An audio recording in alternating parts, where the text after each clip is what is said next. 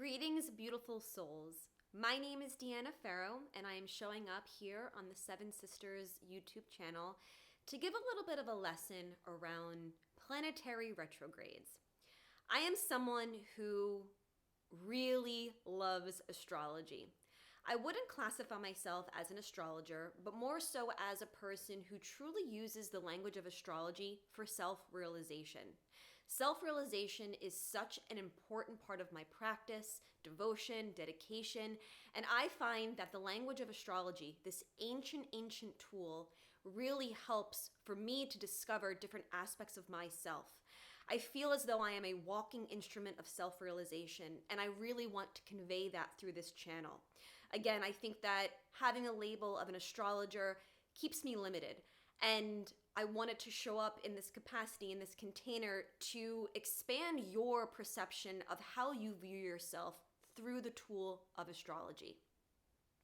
Presently, we are in Mercury retrograde. Mercury is the planet of how we think and how we communicate, how we perceive our immediate reality. It's how we learn. This planet is amazing. As a Gemini rising, I am ruled by Mercury. So this little dude is near and dear to my heart, and he teaches us all so much. The beauty, particularly around Mercury retrograde, is that he goes retrograde 3 to 4 times a year. He is what we call an inner planet. The planets are divided into 2 categories, inner planets and outer planets. The inner planets and the outer planets dance around their retrograde in a bit of a different cadence, in a different cosmic dance. The outer planets, Saturn, Jupiter, Pluto, Uranus, and Neptune, all go retrograde at least 1 time a year and stay retrograde anywhere between 6, 8, 9 months. It really just depends. While the inner planets, Mercury, Mars, and Venus, have a much different cadence. Mercury, the planet of communication, like I said, goes retrograde 3 to 4 times a year, while Venus and Mars have a little bit of a dance. Venus represents our relationships, our love, how we receive love. Mars, the power of power, assertion, war, force, our vitality, our physical vitality. The masculine Venus and the feminine Venus and the masculine Mars do a little bit of a different dance when it comes to their retrograde. They go retrograde about every 18 months and alter. In my self-realization journey, it has been brought to my attention on more than one occasion, and I wanted to share this with the collective, that if you take the time and look at your natal chart or any astrological chart, when a planet goes retrograde, the abbreviation is RX. When I found that out a couple of years, it clicked that was the abbreviation that we use today with prescriptions. And something that I've been really playing with on my journey is how to use retrogrades as medicine, as a prescription. A retrograde is also devised, how I see it, into 3 parts. You have the pre-shadow, you have the actual retrograde, and then you have the post-shadow. So what does all that mean, right? When a planet hits its pre-shadow period, it hits a degree in which that planet will then move backwards in its retrograde. So let's say, for example, we'll use this retrograde for Mercury as an example. And I'm just throwing some numbers out. When a planet goes retrograde, it's moving backwards. And it's that is our perception from here on Earth. It doesn't actually move backwards. It's just how we view it from our place on this amazing Pachamama we call Earth. So when the planet hits its shadow period, it enters, let's say, 10 degrees. And it's moving forward still. It slows down.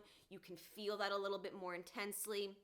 And also to note that when the personal planets, the inner planets, Mars, Mercury, and Venus, we feel those on a much more subjective level. It's not to say that we don't feel the retrograde, the outer planets, the bigger planets more towards us, but it does harness a bit more of a collective wave, a collective current that we can all kind of see from the Earth's main stage. So to go back to Mercury retrograde and that example I used, if Mercury is going to go and Mercury goes retrograde for about 3 weeks, 3 to 4 times a year. So it's going to hit, let's say, 10 degrees, and it's going to still move forward when it's in its shadow period. And then it's going to get to, let's say, 20 degrees. And that's when it's going to station, which is a very important day when planets go stationary. That time, that current is when we feel this. It's almost like a huge cruise ship trying to turn around to go backwards. So whenever a planet, whether they're inner planets or outer planets, those specific days that go that station to go retrograde, we feel that intensely. We feel that huge cargo ship trying to move its way in the opposite direction. So it can feel very frustrating. It can feel very internalized. It can feel very physically uncomfortable to be in this body. So the example that I'm still using, Mercury, it's moved now in its shadow period for, those 10 degrees, and it's stationing at 20 degrees, and it's going to start to move backwards at a very slow pace for the next 10 degrees. And that's what we call its retrograde period. And then in 3 weeks later, that planet will then station again, another very important day where we feel that energy very intensely, to then move forward in the forward motion, how we perceive it on Earth. Now, because I have explained this retrograde into 3 parts, it's very important to then look at these 3 parts as medicine. And the way that I feel this, and I want to share to the collective, is being sick, right? When a planet is in its shadow period, we start to feel the cold. We start to feel a little bit of aches and pains, just like if you were to get the flu.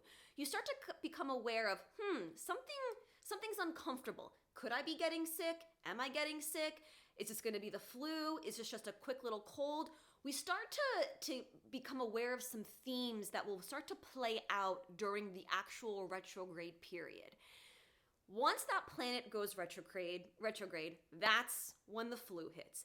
That's when we start to, sit for a moment. We've already gone to the doctors maybe to kind of get a diagnosis during the shadow period. We're kind of putting together some of the puzzle pieces, saying, all right, well, my nose hurts, my throat hurts, I have an earache, my belly hurts. What could this possibly be? What is spirit, what is the universe teaching me to further look at when ultimately I know that quote unquote sickness or cold is gonna hit me during the retrograde period? When the actual retrograde period happens, this is a time when we could fall back into uncomfortable patterns, uncomfortable ways of thinking, being, feeling, expressing. When you're sick, at least for me, you want to, you're hard on yourself. I should be doing this. I can't be laying down. I can't be resting. When actually sickness is a time for us to really sit and be still and allow the powers that be to work their magic. So there are so many times I hear with a bunch of my clients when they're so frustrated, and we have to look at, let's see, are there any planets in retrograde right now that have you falling back into patterns where you should be falling back into patterns, so that you can become aware of new ways of thinking and being. The only way to spring forward in this cosmic video game we call the human experience is to fall back in order to spring forward, right? So a little bit of advice during any planetary retrograde is to be very gentle with yourself and to understand that the patterns and the hologram that the universe is projecting back at you is for your greatest good. It is a time of medicine. So just like the example I used during that retrograde period when you're on the couch with a fever, it's your time to be very, very still and observe. Observe the thought patterns. Observe the ways of being. Observe the patterns that you are doing that no longer fit. So that when you're healed, when you're on the mend, right? When we're now in the post-shadow period, when actually when a retrograde planet has stationed and decides to move forward, you have the strength, you have the courage to actually stand up on your own 2 feet after the flu and go to the grocery store and get your own medicine or supplies, right? At a slower pace, being gentle with yourself. People, I think, often think that retrogrades are just that initial, that kind of meat in the burger of it. But I am here to explain that a retrograde is actually 3 parts, and all 3 parts serve yourself that well in order for you to expand. So that's just a little tidbit around retrograde, specifically this Mercury retrograde. Now this can show up depending on the sign that it's in, whether it's going to be in 2 signs. Planets don't always have to stay in one sign during a retrograde. They can move forward or back. Presently, during this Mercury retrograde happening at the end of 2023, we are dancing between the signs of Capricorn and Sagittarius. I should say Mercury in Capricorn is all about the structure and the way that we kind of devise our mental capacity. It's going to then float back into Sagittarius, the sign of optimism and faith, where you're basically looking at the structure and the way that you communicate, learn, perceive your reality in a new way, and we then fall back a little bit more on the faith and trust of Sagittarius, of Jupiter, of Guru, of that way of looking at the whole video of your life.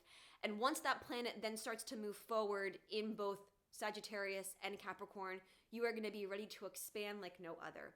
So this year, come 2024, be ready to really change out of those chains that we self-impose on ourselves. Let me know if I can help in any way. Reach out in the comments, and I'll be looking forward to more videos come 2024. Namaste.